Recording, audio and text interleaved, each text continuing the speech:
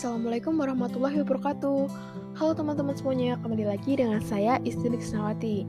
Hari ini kita akan belajar mengenai salah satu materi kimia kelas 12 yaitu tentang sel elektrolisis. Nah, apa sih sel elektrolisis itu? Kenapa kita harus belajar tentang sel elektrolisis?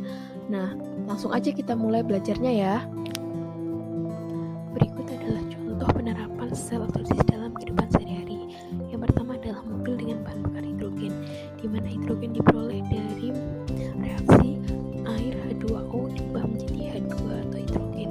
Nah, reaksinya ini akan kita pelajari pada reaksi-reaksi pada sel elektrolisis, kemudian pada alat peralatan makan atau masak yang terbuat dari logam tersebut dilapisi dengan logam lain agar tidak berkarat atau korosi. Nah, menggunakan prinsip electroplating dari sel elektrolisis ini. Sel elektrolisis menjalankan reaksi redoks tidak sempurna, di mana prinsip kerjanya adalah dengan menghubungkan kutub negatif dari sumber arus searah dengan katoda dan kutub negatif ke anoda, sehingga terjadi over potensial yang menyebabkan suatu reaksi reduksi serta oksidasi yang tidak spontan bisa berlangsung. Elektron ini akan mengalir dari katoda ke anoda. Berikut adalah bagian-bagian dari sel elektrolisis. Yang pertama, di sini ada tabung yang di dalamnya terdapat larutan elektrolit. Kemudian terdapat dua elektroda. Elektroda di kutub positif disebut anoda dan elektroda di kutub negatif disebut katoda. Kedua elektroda dihubungkan dengan sumber arus searah. Kemudian terdapat aliran elektron dari kutub positif ke negatif atau dari anoda ke katoda.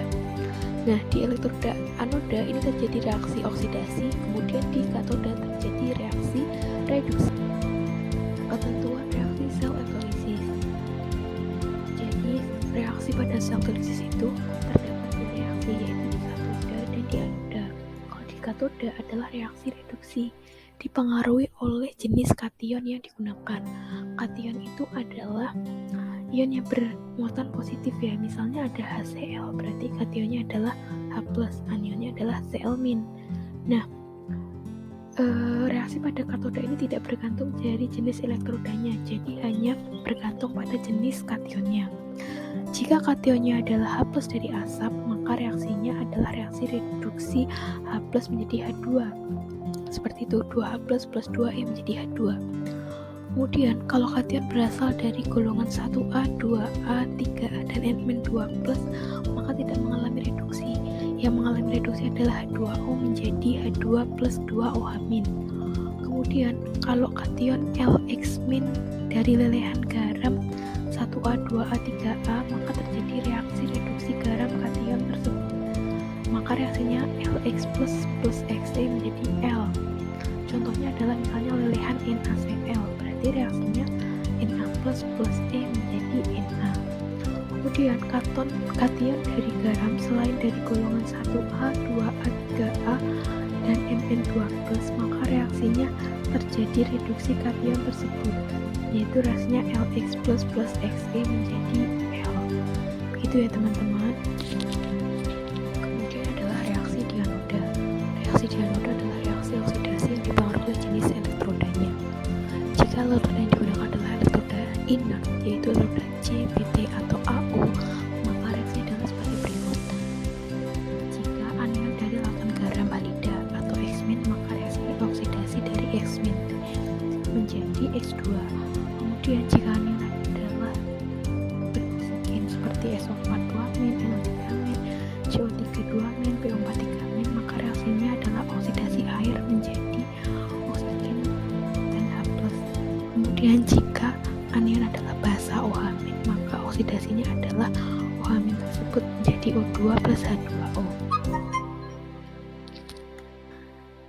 Jika elektroda yang digunakan adalah non-inert atau logam aktif, maka oksidasinya adalah logam aktif itu sendiri, yaitu M menjadi Mx++ E.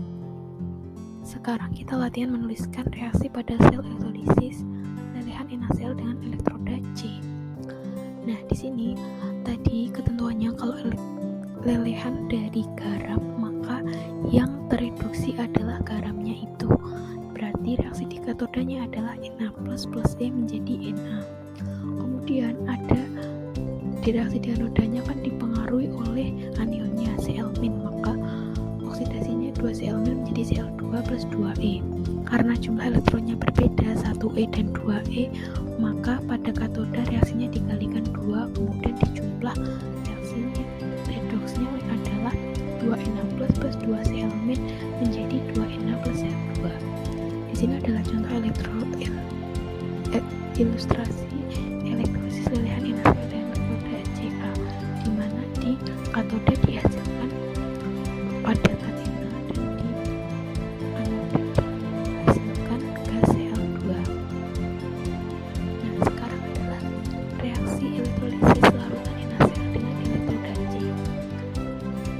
Ketentuan reaksi di katoda jika kationnya adalah garam dari golongan 1A2A3A, maka yang terreduksi adalah air, sehingga reaksinya adalah 2H2O plus 2E menjadi H2 plus 2OH-. Kemudian di anoda dipengaruhi oleh anion Cl-, berarti reaksinya adalah 2Cl- menjadi Cl2 plus 2E. Reaksinya dijumlah berikut. Habis itu di ilustrasi ini di anoda